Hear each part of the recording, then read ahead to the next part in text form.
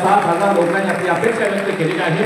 आपल्या सर्वांचं भूषण असलेल्या महाराणी जमुनाबाई गायकवाड यांच्या स्मारकासाठी माध्यमातून चांगल्या पद्धतीने संघटन आहे त्या माध्यमातून कराड उत्तर या संपूर्ण विधानसभा मतदारसंघामध्ये हा कार्यक्रम थोडासा पुढे येतो आहे। येणाऱ्या 1-1.5 महिन्यानंतर पुन्हा एकदा संपूर्ण प्रत्येक जिल्हा परिषद गटवाईज महिलांचे मेळावे ठेवणार आहे। त्या माध्यमातून चांगल्या पद्धतीने महिलांना सर्वच आज उपस्थित राहिला त्याबद्दल पुन्हा एकदा आपल्या सर्वांचं हार्दिक असं स्वागत करून या ठिकाणी थांबतो। जय हिंद, जय महाराष्ट्र। शिवाजी महाराज की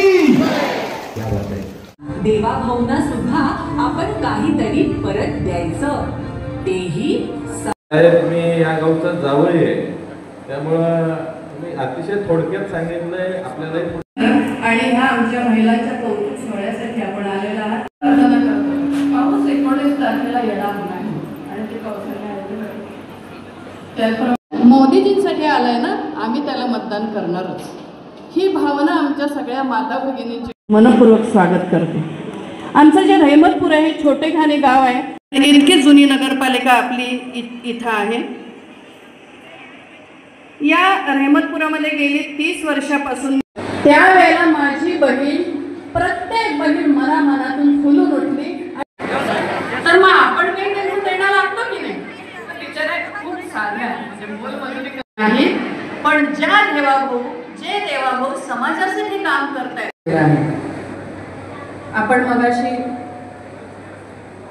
जे पाणी प्रदूषणास कारणीभूत ठरतं ते टाळण्यासाठी महिला मंदिर हे श्रद्धेचं, भक्तीचं आणि देवाशी जोडणारं पवित्र, तर ते समस्त मानवजातीला जगण्यासाठी ऑक्सिजनचा पुरवठा करतात। आपण निसर्गात वृक्षारोपणाचं महत्त्व विद्यार्थ्यांना समजावं, त्यांच्यामध्ये वृक्षारोपणाची संकल्पना रुजावी, यासाठी हे देखील फार मोलाचं कार्य आहे। रहमतपूर शहरात रहमतपूर उद्या संपूर्ण महाराष्ट्र। चला या ऐतिहासिक प्रवासाचे साक्षीदार बनूया।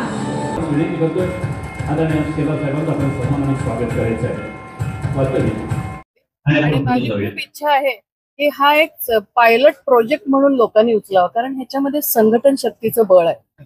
याच्यामध्ये जे घेतलं आता प्लास्टिक सारखं एक उपकरण, प्लास्टिक ज्यावेळेला गोळा केलं त्यावेळेला महिलांनी स्वतः पिशव्या शिवल्या आणि स्वतः ते मोफत सगळ्यांना वाटलं। म्हणजे अजूनही ते काम चालू आहे।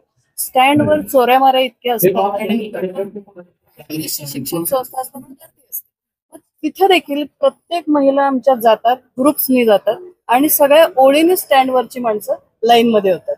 तसंच आरोग्याच्या बाबतीत पण आहे, तिथं आम्ही सेवा देतो, कारण तिथं रुग्णांपर्यंत अवेअरनेस होत नसतो। मग या महिला घरोघर जातात, कॅन्सर असू देत किंवा ज्या गरजेच्या गोष्टी आहेत त्या सगळ्या घरोघर बघतात आणि त्या त्यांना पोहोचवतात आणि तिथपर्यंत घेतात। सगळ्यात विशेष काम म्हणजे स्मशान स्वच्छता। सहसा महिला स्मशानामध्ये लांब असते, पण जिथे हे सगळे विधी केले जातात, जे अंत्यसंस्कार केले जातात, तिथं स्वतः खराटा घेऊन सगळ्या आमच्या या 50-100 महिला आम्ही 1 महिना 1.5 महिन्यातून जातो आणि सगळी स्वच्छता करतो। तिथल्या ज्या कमतरता आहेत त्या कमतरता पण आम्ही नगरपालिकेला सांगत असतो आणि अशा पद्धतीचे थोडेसे वेगळे उपक्रम आहेत। आज जी मुलं अगदी बाहेर फिरतायत, जे लोक रोजगारी आहेत, इतकी म्हणजे त्या मुलांच्या शिक्षणाची दुर्दशा आहे, तिथं जाऊन त्यांना शिकवतात कसं बोलावं, कसं वागावं। तर असे 9 उपक्रम आपण केलेले आहेत। निर्माल्यमध्ये आम्ही गोळा केले, त्याचे आम्ही सेंद्रिय खत करायला लागले। त्या अशा पद्धतीचे अनेक उपक्रम आहेत। प्लास्टिकसाठी एक सांगावं असं वाटतं की ज्या वेळेला आम्ही कापडी पिशव्या दिल्या ना, तर आता ते टोस्टवाले वगैरे असतात की जे ह्याच्या पिशव्या देतात प्लास्टिकच्या, त्यांना ह्या महिला आमच्या आता पिशव्या कागदाचे करायला लागलेल्या आहेत आणि त्या त्यांना द्यायला लागलेल्या। सुरुवातीला मोफत आणि नंतर ह्याही महिला बिचारा शेवटी पदरचे पैसे घालून किती करणार।